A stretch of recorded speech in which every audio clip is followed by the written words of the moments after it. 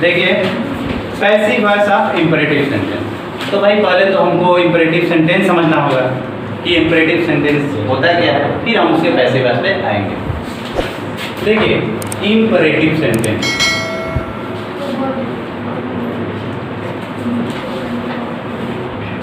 ठीक है। वैसे इंपरेटिव का अर्थ होता है अनिवार्य। क्या होता है? जैसे if I am going to say कि ये जो है कार्य आपको करना जरूरी है, it means that this work is imperative for you. Imperative, जिसको आप कह भी सकते हैं कंपल्सरी और नेसेसरी, है ना। तो जब कहीं कोई चीज आवश्यक हो तो कंपल्सरी, पर this imperative sentence is a little bit different, मानिए थोड़ा सा अलग है। ठीक है, क्या अलग है इसमें? अलग ये है कि इनकी शुरुआत पहली बात हम किससे करते हैं? हमेशा वर्ब से। अगर प्लीज काइंडली हो तो पहले इनको लगा के फिर वर्ब से, है ना। तो प्लीज या काइंडली प्लस क्या हो जाता है? वर्ब। इसके बाद वर्ब के बाद तो आप एज यू नो कि यार क्या होता है? ऑब्जेक्ट होता है। वर्ब, देखिए प्लीज काइंडली वर्ब, इसके बाद ऑब्जेक्ट। अब इसके बाद यहाँ पे भी वर्ब के बाद क्या होता है? ऑब्जेक्ट। इसके बाद देखिए अब इंपरेटिव सेंटेंस में कैसे कैसे सेंटेंस आते हैं। इंपरेटिव सेंटेंस में पहली बात तो आपको आएगा क्या? ऑर्डर या कमांड। क्या होता है? कमांड। और एक और अंग्रेजी होती है आदेश की, बी हेस्ट। क्या होती है? बी हेस्ट। ये तीनों आते हैं। Got it? अब क्या होगा इसमें? क्या हो सकता है? रिक्वेस्ट। क्या हो सकता है? रिक्वेस्ट हो सकता है। देखिए आप कहेंगे कि ओपन द डोर, ठीक है, तो हो गया क्या? ऑर्डर। कहेंगे प्लीज ओपन द डोर, क्या हो जाएगा? रिक्वेस्ट। कहेंगे डोंट ओपन द डोर, तो क्या हो जाएगा? मत खोलो, अर्थात मना किए। अर्थात तीसरा जो होता है वो डोंट वाला होता है, जिसको हम फॉरबिड भी करते हैं। क्या कहते हैं? अर्थात फॉरबिड माने रोकना, या प्रिवेंट भी करते हैं। क्या करते हैं? या प्रोहिबिट भी करते हैं। प्रोहिबिट माने मना कर। आप कभी कभी देखे होंगे लिखा रहता है स्मोकिंग इज प्रोहिबिटेड है। स्मोकिंग इज प्रोहिबिटेड, अर्थात यहाँ पे स्मोकिंग करना क्या है? निषिद्ध है, निषेध, है ना। तो अर्थात आप अगर निषेध करते हैं, अर्थात you are preventing that man from smoke, है ना। आप उस व्यक्ति को स्मोकिंग करने से क्या कर रहे हैं? मना कर, रोक रहे हैं, है ना। या फॉरबिड कर रहे हैं, मना कर रहे हैं। तो मना करने की अंग्रेजी जब आप समझिएगा तो फॉरबिड हो जाएगा, और इसके बाद रोकने की अंग्रेजी हो गया तो प्रिवेंट भी हो सकता है। जैसे हम बोलते हैं कि डोरकीपर ने, जैसे दरवाजे पे कोई जो द्वारपाल होता है, डोरकीपर ने मुझे अंदर जाने से रोका, तो क्या बोलते हैं? The डोरकीपर prevented me from going inside. ठीक है, अगर ऐसा कुछ भी बात आता है तो आप प्रिवेंट और प्रोहिबिट याद रखिएगा। इनके बाद आपको हमेशा क्या लगाना चाहिए? फ्रॉम। क्या लगाना चाहिए? फ्रॉम। इसके बाद हमेशा क्या लगाना चाहिए? टू, कहीं आए तो, ठीक है, जनरली। अब हम बात करेंगे इसका पैसिव वॉइस, है ना। तो पैसिव वॉइस में हम बोले कि इसमें 3 तरह के सेंटेंस होते हैं, मतलब ऑर्डर, रिक्वेस्ट और फॉरबिड, माने मना करने वाले, डोंट वाले। तो पहले हम बात करेंगे किसका? ऑर्डर, है ना। आते हैं पहले ऑर्डर का, लिख लिए, अब भूल गया। इसमें एक चौथी चीज ये भी हो सकती है, आप किसी को एडवाइस भी दे सकते हैं। क्या दे सकते हैं? एडवाइस। तो एक चौथा चीज ये भी इसमें इंक्लूड कर लीजिए कि एडवाइस, है ना। अच्छा, और क्या कर सकते हैं? वार्न। 5वां चीज क्या कर लीजिए? वार्न। ठीक है, जैसे आप किसी को बोलते हैं ना, हे देखो उधर सांप है, आप इसको वार्न करते हैं। क्या करते हैं? उससे बच के, ऐसे चीज, तो वार्न भी कर सकते हैं। ठीक है, हाँ, मगर वन थिंग इज कॉमन कि इसमें आपको हमेशा वर्ब से ही शुरुआत होगा। ठीक है, जैसे डॉक्टर बोलता है आपको एडवाइस देता है, डॉक्टर बोलता है टेक बेड रेस्ट। क्या बोलता है? टेक बेड रेस्ट या टेक मेडिसिन रेगुलरली। ये दोनों चीज अगर बोल रहा है तो क्या कर रहा है? आपको टाइम से मेडिसिन लेने की सलाह दे रहा है, अर्थात या आपको बेड रेस्ट लेने की क्या कर रहा है? सलाह दे रहा है। तो आप इनको जो है मूड से बनाएंगे। मूड माने कि जिस तरह का आपको नजर आएगा उसका मूड क्या है, ठीक है, वैसे से बना सकते हैं। जैसे अगर दे देगा, चलिए हम अभी शुरू करते हैं पहले इससे क्या बोलते हैं कमांड वाले से, है ना, या ऑर्डर वाले से। मैं मिटा दूँ इसको। Yes sir.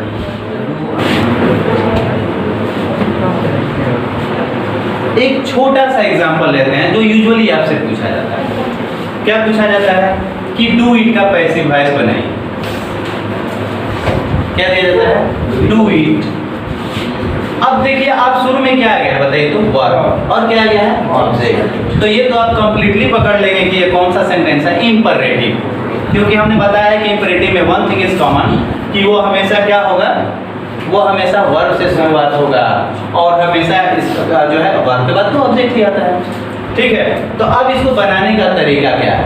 तो रूल ये है कि जब भी आपको ऑर्डर वाले सेंटेंस का, ये तो ऑर्डर ही कह रहा है, ठीक है, तो जब भी ऑर्डर वाला सेंटेंस हो तो आपको पहले शुरुआत किससे करना चाहिए? लेफ्ट। इसके बाद आना चाहिए क्या आपका? ऑब्जेक्ट। इसके बाद ऑब्जेक्ट के बाद क्या आएगा आपका? बी। इसके बाद क्या आएगा आपका? वर्ब का थर्ड फॉर्म। और एज यू नो कि किसी भी पैसिव वॉइस की अगर हम बात करते हैं तो जो भी टेंस हो उसकी क्रिया हमेशा थर्ड फॉर्म में ही होगा। ये तो याद ही रख लीजिए कि वर्ब का थर्ड फॉर्म हमेशा पैसिव वॉइस में होगा, वो दुनिया का कोई टेंस हो या कोई सेंटेंस हो, ठीक है। तो उसमें पैसिव वॉइस बनाते समय आपको हमेशा क्या करना पड़ेगा? वर्ब का थर्ड फॉर्म। तो सोचना नहीं है अभी थर्ड तुरंत है, क्रिया किस भी रूप में उससे आपको कोई मतलब नहीं है, यहाँ आपको वर्ब का थर्ड फॉर्म रखना है। क्लियर है ना? अब देखिए जरा हम डू इट को बनाते हैं, एग्जाम्पल जो दिए थे पैसिव वॉइस। तो इसका क्या होगा? पहले तो हमको लेट लगाना है, ये हमको दिमाग में याद रखना है। इसके बाद ऑब्जेक्ट क्या है यहाँ पे? इट। तो ऑब्जेक्ट के जगह पे हम क्या लिख देंगे? इट। इसके बाद फिर भी हमको याद रखना है, तो बी हमने यहाँ फिर लगा दिया। इसके बाद जो है डू का शॉर्ट फॉर्म क्या होता है? डन। तो आपका बन गया ये passive voice, let it be done. ठीक है,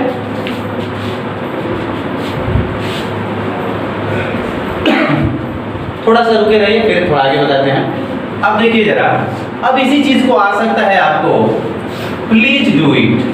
क्या आ सकता है? Please do it. ठीक है, प्लीज डू इट। जैसे ही प्लीज आया, या हो सकता है इसके जगह पे आपको क्या आ सकता है? काइंडली। दोनों का अर्थ एक ही है, इससे घबराने की आवश्यकता नहीं है। तो प्लीज काइंडली अगर आए तब आप इसको बनाने के लिए, चूंकि आप बताइए कि प्लीज और काइंडली हम किसी को बोलते हैं तो हम किसी से क्या करते हैं? रिक्वेस्ट करते हैं। क्या करते हैं? रिक्वेस्ट, अनुरोध करते हैं, उसको आप ऑर्डर नहीं दे सकते। इसलिए क्या होगा, प्लीज के जगह पे जब भी आपको प्लीज या काइंडली वाले सेंटेंस का पैसिव वॉइस बनाने को आएगा, आप क्या कीजिएगा? इसे यू आर रिक्वेस्टेड टू कर देंगे। क्या कर देंगे? क्योंकि हम रिक्वेस्ट ही कर रहे हैं, अतः रिक्वेस्ट ही यहाँ पे थर्ड फॉर्म ले लेगा, यू आर रिक्वेस्टेड टू। और ये जो बच गया, जो कि जानते हैं आपकी टू के बाद हमेशा क्रिया ही आती है, वर्ब आती है, और वर्ब हमेशा एज इट इज आती है, मतलब फर्स्ट फॉर्म में ही रहती है, अर्थात डू इट। क्या हो जाएगा? Do it. ठीक है, चलिए अब हम बात करते हैं, कितने लोगों के मन में एक प्रश्न उठ सकता है कि सर क्या जो हमने लेट इट बी डन इसको बनाया, तो जब हम कह रहे हैं कि ये भी ऑर्डर है, ऑर्डर, तो क्या हम इसको भी यू आर ऑर्डर टू से नहीं बना सकते हैं? यस, बना सकते हैं। ठीक है, अगर इसलिए हम आपको पहले नहीं बताया क्योंकि पहले प्लीज को बता दिया, इसके बाद इसको बताया।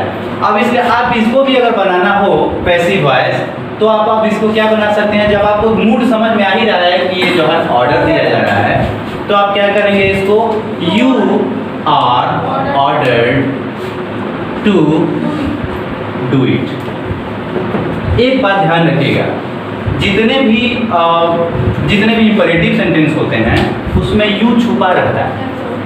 अगर मैं कहता हूँ कि यू जो ओपन द डोर, इसका मतलब ये हुआ कि यू ओपन द डोर। समझ नहीं बात ना? जैसे हम कहते हैं कि ओपन द डोर, मतलब यू छुपा हुआ है, यू ओपन द डोर, आप समझ जाते हो कि हमें एक सरकार है। बात समझ में आई ना? तो इसीलिए आप यहाँ पे यू इसीलिए लगा रहा हूँ क्योंकि आप सोच सकते हैं कि सर ने तुरंत अपने से यू कहाँ से लगा दिया? You are requested to, you are ordered to, तो समझिएगा इसमें यू छुपा रहता है, आप लगा सकते हैं। लेकिन हाँ लेट वाले के साथ नहीं लगाएंगे, लगाएंगे तो इस वाले के साथ, you are ordered to, you are requested to, और एडवाइज होगा तो यू आर एडवाइज टू। जैसे अगर मैं तीसरा सेंटेंस देता हूँ आपको जो है कि take bed rest, take bed rest.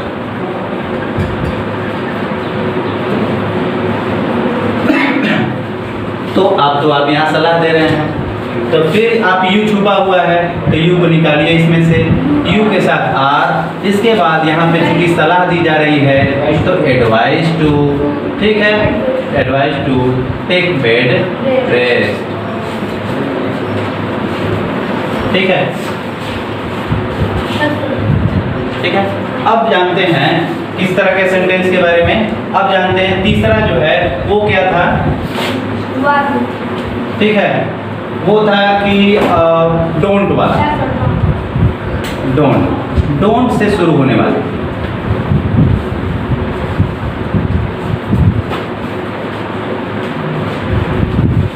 ठीक है। जैसे आप स्टार्ट करते हैं डोंट टेल अ लाई, ठीक है। देखिए आप कह रहे हैं डोंट टेल ए लाई, तो पहले तो ऑर्डर वाले सेंटेंस या ये चूंकि आप इसको सलाह भी दे सकते हैं, ठीक है। तो आप अगर डोंट को अगर आप सलाह वालों से बनाना हो, जैसे एडवाइस वालों से, तो आप इसे बना सकते हैं यू आर एडवाइज्ड, और जहाँ डोंट रहेगा ना उसे नॉट टू में बदल देते हैं। एक बात ध्यान रखिएगा, टू के बाद कभी नॉट नहीं लगता है, हमेशा टू के पहले लगता है, इसलिए आप कभी टू नॉट मत लगा दीजिएगा, नॉट टू लगाएंगे। क्या लगेंगे? तो you are advised not to tell a lie, ठीक है। अच्छा ये तो हुआ ये बात, मगर हम लेट से भी तो बनाए हैं यहाँ, ठीक है। तो अब आप अगर चाहें तो लेट से भी बना सकते हैं। तो हम जानते हैं कि यहाँ पे वर्ब है और ये क्या है, ऑब्जेक्ट है, तो पहले लेट लगा लीजिए और लेट के बाद क्या होता है, ऑब्जेक्ट। अभी मैंने रूल बताया है, तो लेट प्लस क्या हो जाएगा, ऑब्जेक्ट। ऑब्जेक्ट क्या है, लाई, ठीक है। अब चूंकि जो है यहाँ पे डू नॉट आया तो फिर क्या लगा देंगे, नॉट। इसके बाद क्या लगाएंगे, बी। फिर मैंने बताया था कि बी, बीइंग और बीइंग जब भी कहीं हो तो नॉट ठीक उनसे पहले आ जाए, ठीक है। अर्थात let a lie not be क्या हो जाएगा, टोल्ड। क्या हो जाएगा, टोल्ड, है ना। अब हम बताए थे तीसरी बात कि जब भी कभी डोंट वाले शब्द आए तो हम उसे क्या करते हैं, उस कार्य को करने से रोकते हैं, मना करते हैं। तो ऐसा शब्द आएगा, तो अब हम बता रहे हैं कि इसको फॉरबिड से कैसे बनाना होगा, ठीक है। तो आप अभी यू आर ही पकड़ लीजिए, यू आर फॉरबिडन टू, क्या लगाएंगे, फॉरबिड का थर्ड फॉर्म क्या होता है, फॉरबिडन, फॉरबिडन टू। अब क्या हो जाएगा, टू टेल अ लाई, ठीक है।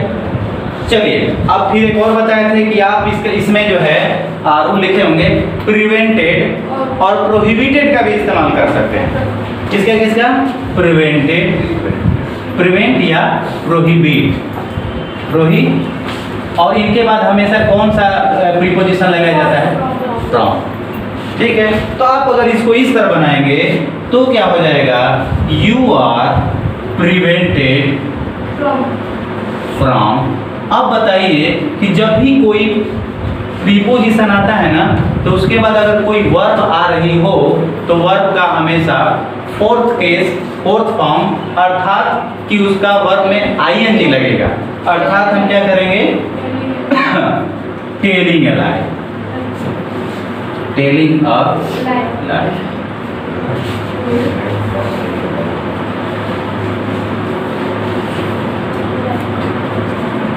अब फिर अगर आपको प्रोहिबिटेड से मन करे बनाने का तो यहाँ प्रिवेंटेड की जगह प्रोहिबिटेड कर दीजिए, बाकी इसमें फ्रॉम होता ही है, ठीक है। तो यहाँ पे अथवा या आर, यहाँ पे प्रोहिबिटेड भी कर सकते हैं।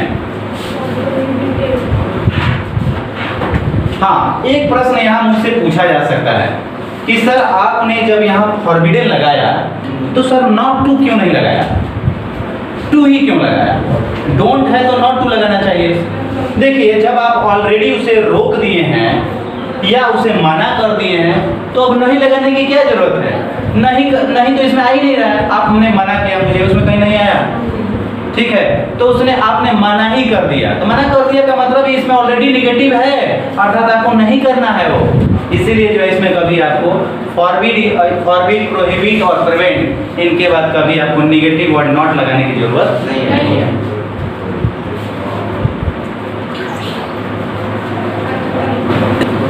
अब एक बात और जान लीजिए कि जो हम लेट का प्रयोग बताए हैं, लेट का प्रयोग केवल उन्हीं ऑर्डर वाले सेंटेंस के लिए लागू होता है जिनमें ऑब्जेक्ट हो, जिनमें ऑब्जेक्ट हो।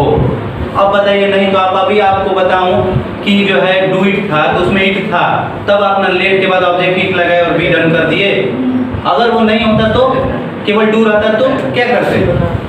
ठीक है, नहीं बना पाते। अब इसलिए आपको, जैसे आपको मैं एक चीज दूं, जैसे बोल दूं कि गो फ्रॉम हेयर, क्या बोल दूं? आपने किसी को आदेश दिया यहां से जाओ, ठीक है, यहां से जाओ, तो आप बताइए कि गो तो वर्ब है, पर क्या ये फ्रॉम हेयर कोई ऑब्जेक्ट है? नहीं, ये कोई ऑब्जेक्ट नहीं है, ठीक है ना। इसलिए आपको केवल वर्ब ही दिया हुआ है, तब आपके पास अब एक ही ऑप्शन रह जाता है कि आप यू आर ऑर्डर्ड टू से ही बनाएंगे, है ना। इसलिए आप क्या बनाएंगे? आप you are ordered to go, बाकी same to same, go from.